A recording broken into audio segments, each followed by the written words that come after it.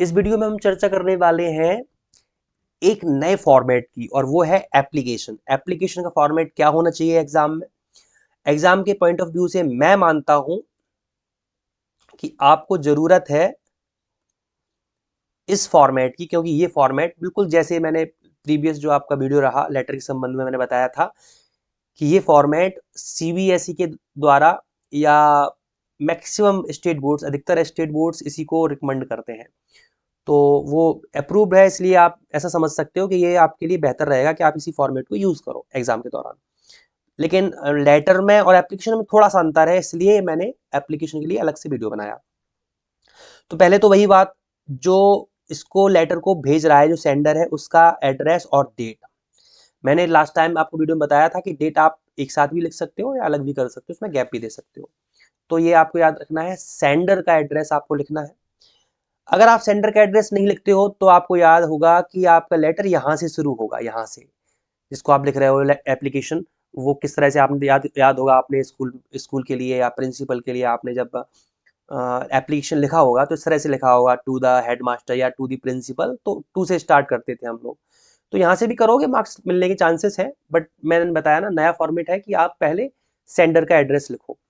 तो कई बार एग्जाम में क्या होता है कि पहले से सेंडर का नाम मेंशन होके आता है, वो बोलते हैं कि मान लो you are Ravi Shukla, resident of Delhi, और वो जो भी एड्रेस दे दें।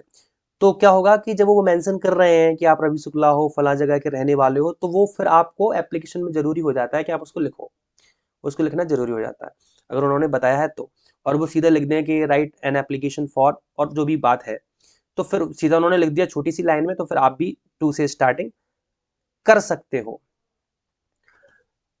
वैसे मैं मानता हूं दोनों कंडीशन में, वो दें या ना दें, अगर आप स्टार्टिंग में ही सेंडर का एड्रेस लिख रहे हो ना, तो फिर तो बात अलग ही है, फिर तो नंबर आपको मिलने ही है।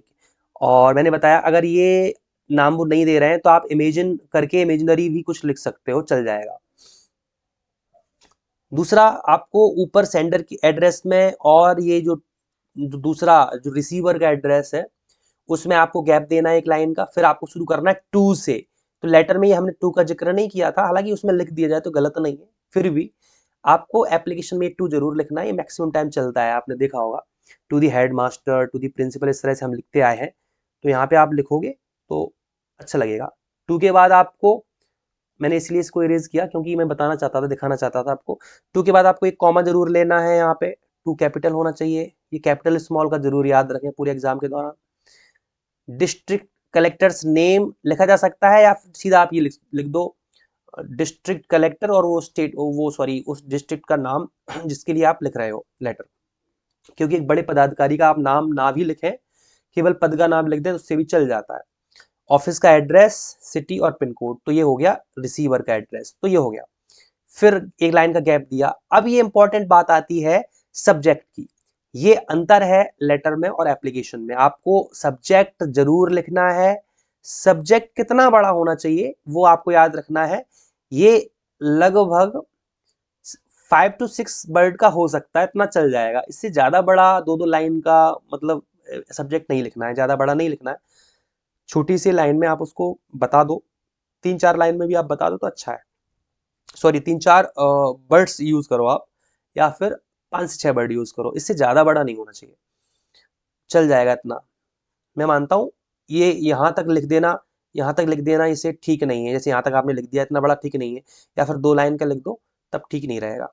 तो याद रखना है आपको, इस तरह से आपको सब्जेक्ट डाल देना है। फिर आपको एक लाइन का गैप देना है, और गैप देने के बाद फिर आपको लिखना है रिस्पेक्टेड सर या मैडम, जो जो भी आप लिख रहे हो, कॉमा लगा के आपको एक लाइन का गैप। आपने लेटर में, मैंने आपको बताया था कि लेटर में भी आपको एक लाइन का गैप देना था। डियर लिखने के बाद, डियर जो भी नाम था फ्रेंड का आपका, डियर प्रेम या डियर जो भी, उसके बाद आपको एक लाइन का गैप देना था। तो ये गैप आपको मेंटेन करना है। यहाँ पे भी आपको अपनी बात लिखनी है 3 से 4 हिस्सों में, 4 पैराग्राफ में मान लो, या 3 पैराग्राफ में अपनी बात लिखी, और लास्ट में आपने क्लोजिंग करी, तो वो जो मेन बॉडी है, और उसके बाद जो आप लिखते हो ना, योर सिंसियरली, योर फेथफुली या ट्रूली, जो भी है, वो जो लिखते हो मेन बॉडी में और इन दोनों में गैप होना चाहिए।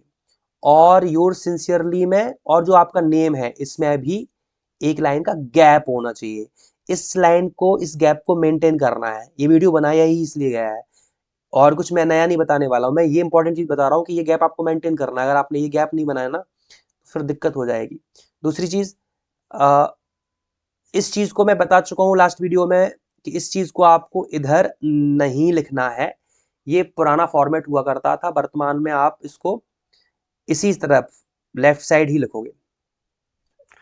दूसरा, लास्ट बात जो मैंने पहले भी बता चुका हूँ, मैं आपको जिक्र कर चुका हूँ कि लास्ट जो सबसे इंपॉर्टेंट है वो ये है कि आपको ये सारी चीजें एक लाइन में बिल्कुल टू, इसमें लेटर्स में की अपेक्षा मैंने एप्लीकेशन में देखा है कि बच्चे क्या करते हैं, टू थोड़ा सा इधर ऐसे लिख देंगे, ऐसे करके। ऐसी गलती नहीं करनी है ना, ऐसी गलती आपको बिल्कुल नहीं दोहरानी, ऐसा बिल्कुल नहीं करना।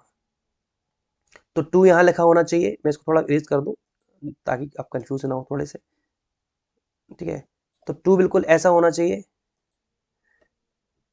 ऐसे एक लाइन में होना चाहिए। ये बिल्कुल, ये एक लाइन में होना चाहिए, सारी चीजें एक लाइन में बिल्कुल, कोई भी आगे पीछे नहीं। डेट या ये सब्जेक्ट या ये जो रिस्पेक्टेड सर मैडम या जो भी लिखा है, इसको बिल्कुल भी आगे पीछे करने की जरूरत नहीं है। और एक बच्चे काम क्या करते हैं, रिस्पेक्टेड सर या मैडम लिखने के बाद ये जो लाइन है ना, ये वो यहाँ से शुरू करते हैं, यहाँ से ऐसे लिखना शुरू करते हैं यहाँ से। तो ये ऐसा भी नहीं करना है, स्टार्टिंग से ही लिखना है बिल्कुल सारी चीजें, बिल्कुल एक लाइन में, पूरा लेटर एक लाइन में आना चाहिए ऐसे, कुछ भी आगे पीछे नहीं। ये भी मैंने दिया है, ये जो भी है, जो भी लिखा हुआ है इस लेटर में, सब कुछ एक लाइन में होना चाहिए।